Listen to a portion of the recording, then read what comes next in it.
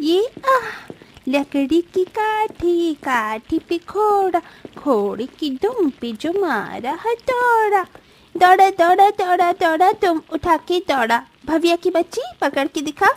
आई आई, अभी थप्पड़ डालती हो दीदी। अरे क्यों शोर मचा रही हो, शांत रहो।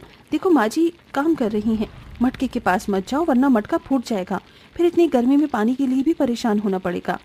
अरे माँ कुछ नहीं होगा, हम दोनों बस आराम से खेल रहे हैं। भव्या भव्या आजा। हाँ माँ, तुझ नहीं टलेंडे।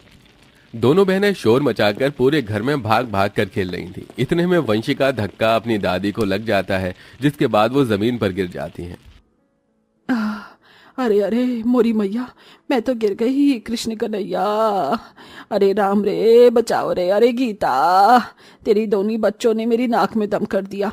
अभी मटकी फूटते फूटते बच गई, पर मुझे छोड़ दिया इन्होंने। एक तो वैसे ही गर्मी हो रही है, ऊपर से ये दोनों उधम काटती हैं। बच्चों के स्कूल ना गर्मियों की छुट्टी में बंद होने ही नहीं चाहिए।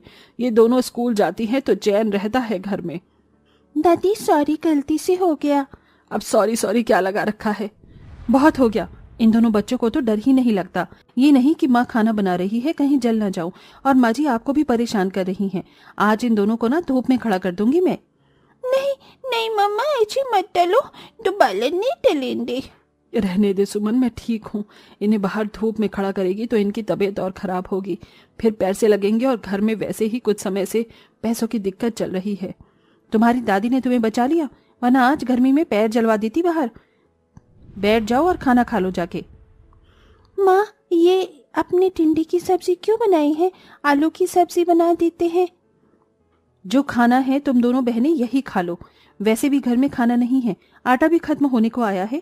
2 दिन बाद चटनी से रोटी खिलाऊंगी, फिर ये भी नहीं मिलेगा तीसरे दिन। रहने दे बहू, बच्चों पर अब कितना गुस्सा करेगी, वो छोटे हैं। सुमन अपने बहू बेटे के साथ मामूली सी झोपड़ी में रहती थी, जहां गर्मी का तापमान 50 से 55 डिग्री पर पहुंच गया था। लोगों की हालत बद से बदतर हो रही थी, और गरीब लोगों की तो बात ही छोड़ो, अब उन्हें पीने का पानी भी नसीब नहीं हो रहा था। ठंडा पानी तो बहुत दूर की बात थी। इस गरीब परिवार में से सुमन का परिवार था, जहां उसका बेटा मजदूरी का काम करता था। गर्मी में इतनी मेहनत करने पर भी अब वो 2 वक्त की रोटी भी नहीं कमा पा रहा था। 4 दिन बाद उसके घर में खाने के लिए कुछ नहीं होता। हे भगवान, आज तो कनस्तर में से आटा भी खत्म हो गया। माँ जी, अब मैं बच्चों को क्या खिलाऊंगी, हम क्या खाएंगी? अरे बहू जरा बोरी में देख, पिछले महीने के थोड़े गेहूं पड़े होंगे, उसे ही पिसवा लेंगे, बस 4-5 किलो होंगे। मैं देखता हूं, तुम बैठो गीता। रोशन जैसे ही गेहूं की बोरी लेकर आता है तो उसमें से बस 1 किलो गेहूं ही निकलते हैं। हे भगवान, इतने में तो हमारा कुछ नहीं होगा, पर एक टाइम का सब पेट भर के खा लेंगे। पता नहीं मैं कैसा इंसान हूं जो अपने परिवार का ठीक से न खर्चा चला सकता, न उन्हें 2 वक्त का खाना दे सकता। अरे बेटा, तू अपने आप को दोष क्यों दे रहा है? कभी कभी हालात ऐसे हो जाते हैं। हाँ माँ जी, चक्की से पिसवा के लाती हूँ, नमक रोटी ही खा लेंगे। राशन की पिसाई के लिए 5 रुपए देना होगा। माफ करने का था, तुम्हारे गरीब पति पर 5 रुपए भी नहीं है। तुम उधार कर लेना, मैं पैसे चुका दूंगा। ठीक है।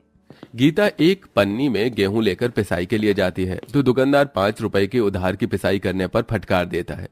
फिर वो दूसरी दुकान पर जाती है तो वो दुकानदार भी उसे मना कर देता है। अरे क्या पागल समझ रखा है? 10-20 किलो गेहूं लाती, इस 1 किलो के लिए मैं अपनी मशीन चलाऊंगा? पागल कुत्ते ने काटा है क्या? चल जा यहाँ से। पता नहीं कहाँ कहाँ से लोग मुंह उठाकर चले आते हैं। भैया, मैं आपके आगे हाथ जोड़ रही हूँ, इस गेहूं को पीस दीजिए। अरे बोला ना, जा। तेरे पास पैसे भी नहीं है तो क्यों चलाऊं मैं अपनी मशीन? हाँ। राजेश के फटकारने पर गीता वहां से रोते हुए घर वापस आ जाती है। बहू, आटा पिस गया क्या? अरे तू रो क्यों रही है? माँ जी, कोई भी गांव में गेहूं नहीं पीस रहा तो वापस आना पड़ा। माँ, हम दोनों के बहुत देर से पेट में दर्द हो रहा है। आज आपने हमको खाना क्यों नहीं दिया? खाना दो ना। हाँ माँ, खाना दे दो, बहुत भूख लगी है।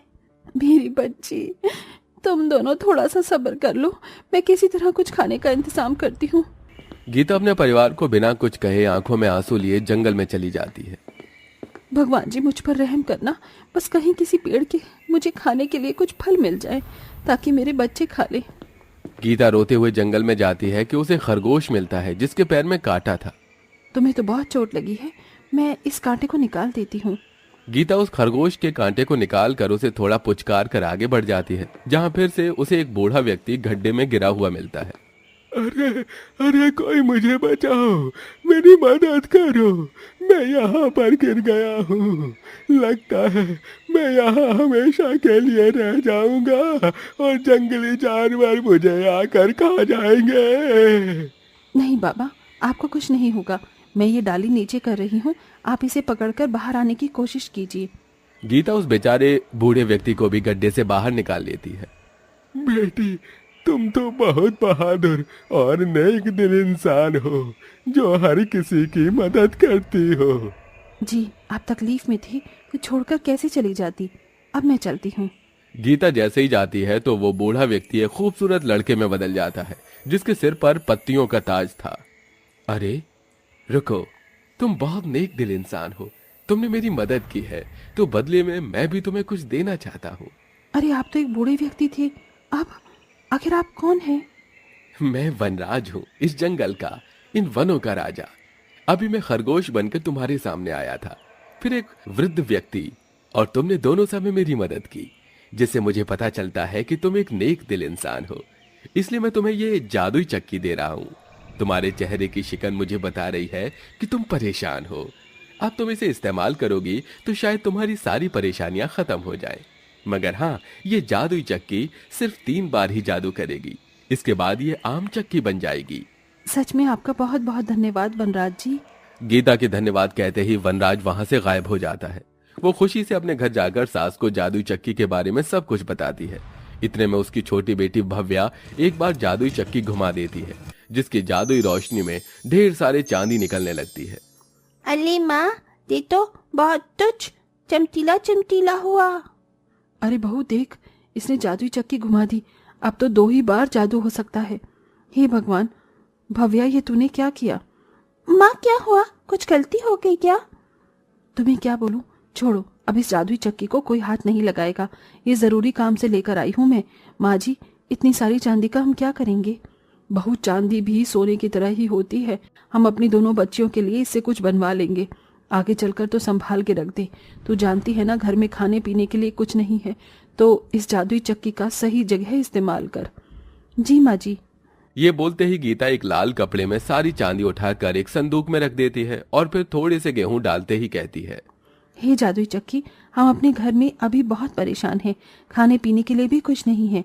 कुछ ऐसा कर दो जिससे हमें खाने पीने और पैसों में दिक्कत ना हो। गीता की ये बोलते ही जादुई चक्की अपने आप ही जादुई रोशनी में घूमते घूमते ढेर सारे पैसे की गड्डी निकाल के रख देती है, जिससे उनका आधा घर भर जाता है। ये देख पूरा परिवार हैरान हो जाता है। अरे वाह माँ, ये जादुई चक्की तो सच में ही जादुई निकली। इतने सारे पैसे तो मेरी किसी भी अमीर सहेली पर नहीं होंगे। हम इसको कहाँ रखेंगे? बहू, इस जादुई चक्की ने तो गजब ही कर दिया है। तो इन पैसों को कहीं उठा कर रख और इन थोड़े से पैसों से तो घर का सारा राशन भर लेना। हाँ माँ, रोशन घर जाकर देखेंगी तो बहुत खुश हो जाएंगी। हाँ बेटा, ये सब उठा के रख। मुझे नहीं लगता अब हमें किसी भी चीज की जरूरत है। हाँ माँ जी। सास बहू अपनी साड़ी में सारे पैसे की गड्डी उठाकर बिस्तर के नीचे छुपा देती हैं और थोड़े पैसों से गीत अपने बच्चों के लिए नए कपड़े, खाने पीने की अच्छी अच्छी चीजें और एक कूलर खरीद के ले आती है। इसके बाद आप न उन्हें गर्मी लगती है और वो अच्छा अच्छा खाना पकाकर खाते हैं। शाम को स्वादिष्ट पकवान देख रोशन हैरान हो जाता है। माँ, ये बच्चों ने नए कपड़े क्यों पहने हैं और इतना अच्छा अच्छा खाना बनाने के पैसे कहाँ से आए? और ये कूलर, मुझे कुछ समझ नहीं आ रहा माँ। बेटा, ये सब जादुई चक्की ने हमें दिया है। अब हमारे घर के सारे हालात ठीक हो गए। उसी जादुई चक्की का एक जादू और बाकी है, पर मुझे नहीं लगता वो हमारे काम का है। हाँ माँ जी, मुझे भी नहीं लगता है। आइए आप सब खाना खा लीजिए। गीता का परिवार इतना संघर्ष परेशानी के बाद सुकून से इतना अच्छा खाना खाते हैं कि दरवाजे पर एक भिखारन रोते हुए दस्तक देती है। अरे कोई तो मेरी मदद करो, मुझे पैसों की जरूरत है। मेरे पति अस्पताल में जिंदगी और मौत के बीच जूझ रहे हैं। मुझे पैसों की सख्त जरूरत है। बहन जी, मेरी मदद कर दीजिए। मैं तो 2 दिन से कुछ खाना भी नहीं खा पाई हूँ। अरे आप परेशान मत होइए, यहाँ अंदर आ जाइए। माँ जी, ये बहुत परेशान है। मुझे लगता है वो जादुई चक्की इनके काम आ जाएगी। हाँ बहू, इन्हें दे दे, किसी का भला हो जाए तो और क्या चाहिए। सुनो, हम तुम्हारी मदद जरूर करेंगे। फिर गीता उस भिखारन के सामने जादुई चक्की को रखती है और उसे थोड़े से गेहूं डालकर घुमाने के लिए कहती है। भिखारन के घुमाते ही जादुई रोशनी में ढेर सारा सोना निकलने लगता है। ये देख वो भी हैरान हो जाती है। हे भगवान, ये कैसे हुआ? देखो, ये हम तुम्हारी मदद कर रहे हैं, इसलिए ये बात तुम किसी को नहीं बताओगी। ये हमारी एक जादुई चक्की है। अब तुम इसमें से इतना सोना ले जाओ कि तुम्हारे पति का इलाज हो जाए, तुम्हारे पास रहने के लिए घर हो और खाना पीना भी हो। सच में आपका बहुत बहुत शुक्रिया। आपकी जैसी नेकी करने वाले इस दुनिया में ना के बराबर ही हैं। इसके बाद वो भिखारन अपनी झोली में ढेर सारा सोना ले जाती है और थोड़ा थोड़ा सुनार को बेचकर बदले में पैसे ले लेती है, जिससे वो अपने पति का इलाज भी करवा लेती है और अपने रहने खाने की व्यवस्था भी कर लेती है। कुछ दिन बाद गीता उससे मिलती है तो वो अब ठीक होती है और उसका शुक्रिया अदा करती है।